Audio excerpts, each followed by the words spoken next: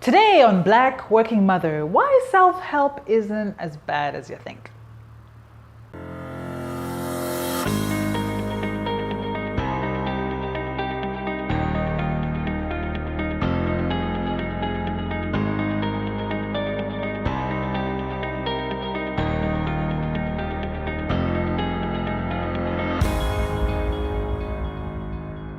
Hi, my name is Seanice today. Really excited for another Wednesday to be here to just talk great stuff with you. And thanks so much for everybody who's subscribed to Black Working Mother. It's really encouraging for myself and the team who work really hard to bring you these episodes every week. So please subscribe and please share widely. So today we're talking self-help and why it gets a bad rap sometimes. So I confess, full disclosure, that I definitely was one of those obnoxious people when I was younger who thought self-help was for weak-minded individuals who just could not pull themselves up by their bootstraps. Luckily, we all get a chance to mature and actually become decent human beings people want to hang around, right?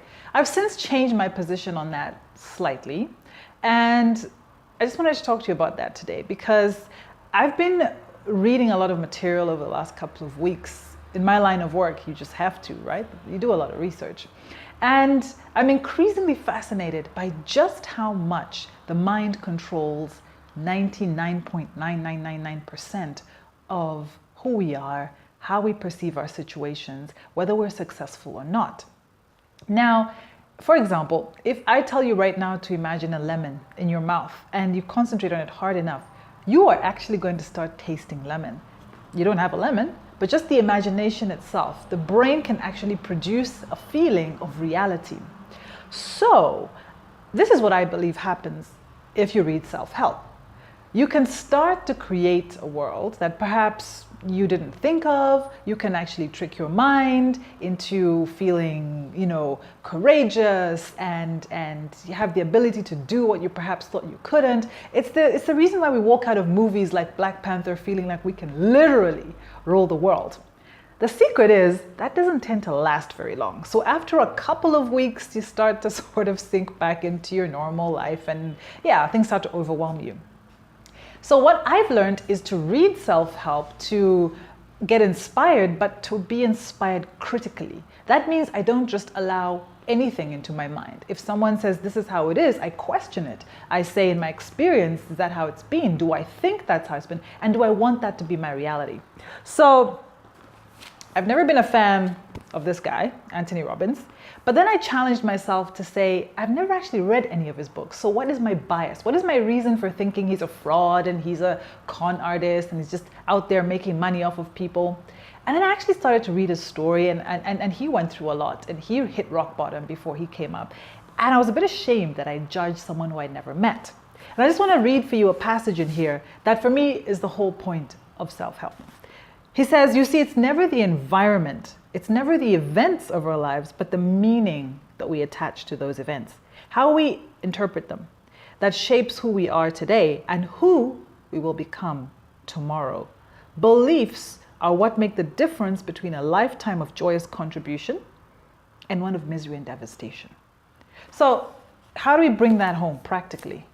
Why do people who are rich and wealthy and have everything, right, kill themselves? Now, I'm not talking about people with mental illness. I know you're all going to start trolling me and saying, look, some people are sick. I get it.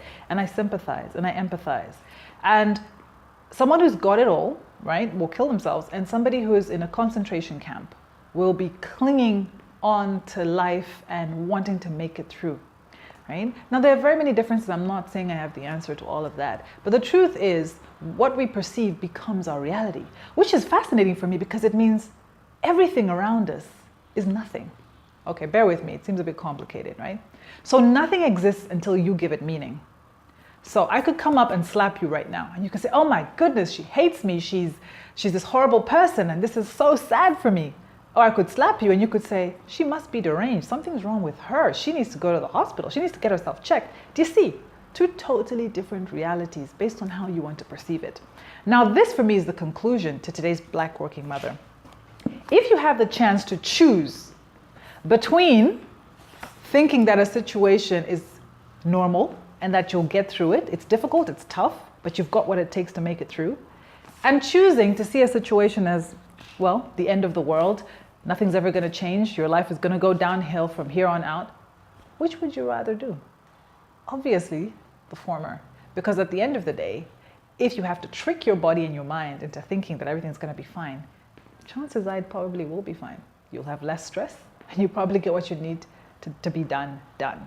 So I hope that helps. And if you have any thoughts or ideas or challenges to what I've said, I would absolutely love to hear from you. If you have any ideas on topics we should discuss on Black Working Mother, please let me know as well. Don't forget to subscribe and share widely. Much love to my team at Millennials for all the hard work, and I will talk to you next time on Black Working Mother.